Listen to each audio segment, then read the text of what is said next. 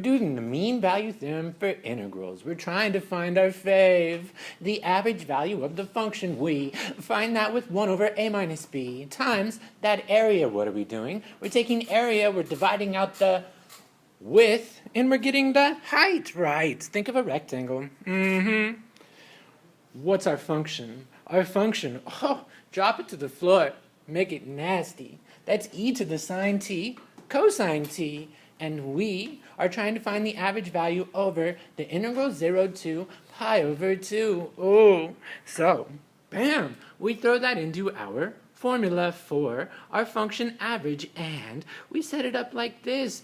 But how do you integrate that? U sub! What are you going to be? U's going to be the sine of t, and du's the cosine of t, dt.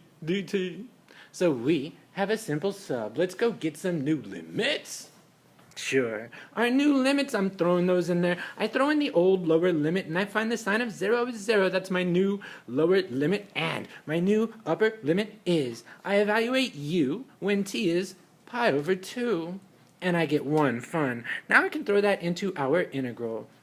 Dividing by a fraction is the same as multiplying by the reciprocal, and that's how I got my 2 over pi. And then my new limits are 0 to 1. Why? Because I transformed the integral down here. So then the integral of e to the u is e to the u. And we evaluate that from 0 to 1, and here it is, almost done, and we're there.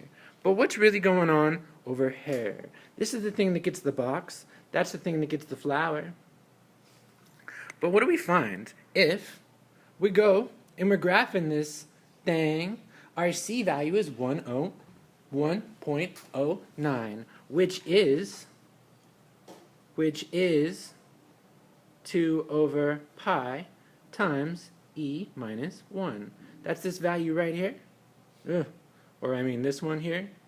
And that's where the area on top of the curve is the same as the area on the bottom of the curve. Swerve.